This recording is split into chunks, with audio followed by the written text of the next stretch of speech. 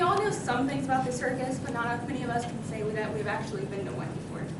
This is important because the circus has actually helped shape the United States culture and the entertainment field.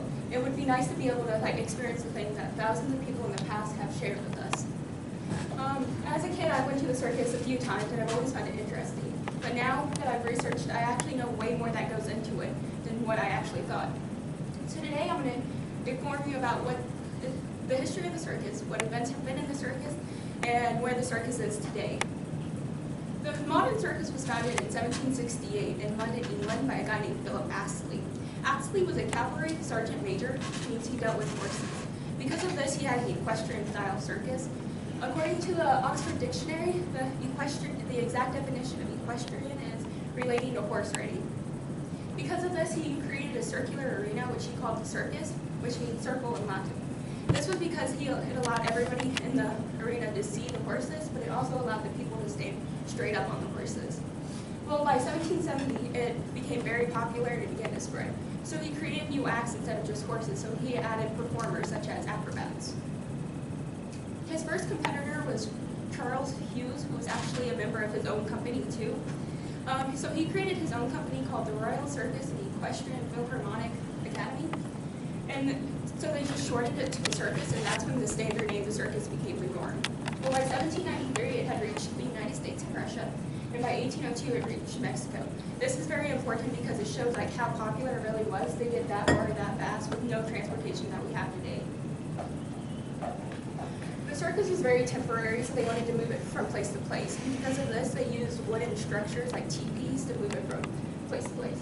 However, in Europe, it was so popular and demanding that they created extravagant buildings. They were often compared to cathedrals, like in the style and the shape and how fancy it was.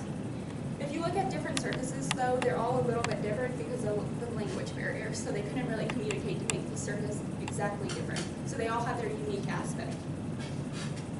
In the 2002 book titled The Circus Age, Culture and Society Under the American Big Top by Janet M. Society, an associate professor at the University of Texas, she compared the growth of the circus to the expansion of the United States. It happened about the same time, so as people was traveling out west, so was the circus. So they used the same transportation means to establish more and more circuses in the United States. Well, by 1825, Joshua Gordon Brown made the canvas tent that we all know today when we picture the circus. This revolutionized the temporary circus because it allowed for less things to actually move the circus from place to place. The American circus was actually the first people to use the elephants because this guy Bailey brought one over and he was just going to keep it as a pet and realized it could do cool tricks. The American circus differed from the European circus because the European circus was actually just ran by that one family, while the American circus was ran by farmers and menagerie owners. A menagerie is just like a collection of wild animals put on exhibit. We all know the Ringling Bros, right? It's like the biggest circus in the United States. Well, they came to be in 1902 with 5 brothers, Al, Otto, Alf, Charles, and John. Well, their biggest competition was Barnum and Bailey, and so they wanted to monopolize the circus, so they all joined together to be called Ringling Bros and Barnum and Bailey in 1919. Now that we have talked about the history, let's talk about the events that have been there. First, I feel like we need to address this elephant that's in the room, though. According to the 2007 policy paper written by Dr. G.A. Bradshaw, titled Elephants in Circuses, Analysis of Practice, Policy, and Future, it states that by 1952, there were over 124 elephants in the circus. This is important to know because there was only about 200 elephants total in the U.S., so most of them were in the circus rather than in zoos. Then they had lions and tigers, which would be put in the jump through the fiery hoops. They had monkeys, which were just there for cute aspects. They had horses to keep the equestrian style, and then the Ringling Bros used weird animals that you wouldn't suspect, such as kangaroos and llamas. I feel like it's time to stop clowning around going into the performers. Clowns were actually used from the Elizabeth Theater just to entertain people in between the main acts. However, over time it became more and more popular. They also have fire breathers, acrobats, contortionists, which are people who can bend their bodies in weird ways, like the human pretzels, and sword swappers. These are the main events, but there's other ones like jugglers and tightrope walkers. Then finally, you have the sideshows. These are just people with weird human traits that you wouldn't normally see, that they would just be put on on exhibit to be made fun of. So you had the bearded lady, who was just a lady who could grow a full-grown beard. You had the alligator boy and the monkey girl who were actually married.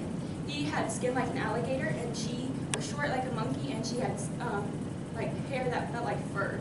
Then you had people like the tallest man, the half woman, or people who had 4 limbs, 3 limbs. So they would find anything that they could just put it on exhibit to be made fun of. So let's talk about where the circus is today. The BWhiteInfo circus is actually closing May 21st of this year. According to a 2017 article titled BWhiteInfo Circus Closing After 146 Years, it explains that high operational costs and low attendance rating is a major reason for its closing. They actually retired their elephants last year, and since then, the ticket ratings have plummeted.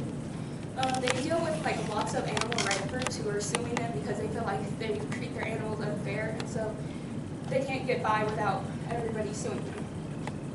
They also have to deal with competition from like one-trick shows like Cirque du Soleil, where they take one aspect from the circus and deal with just that, like acrobats in this case. People are finding that more appealing instead of sitting through the whole circus for their favorite part.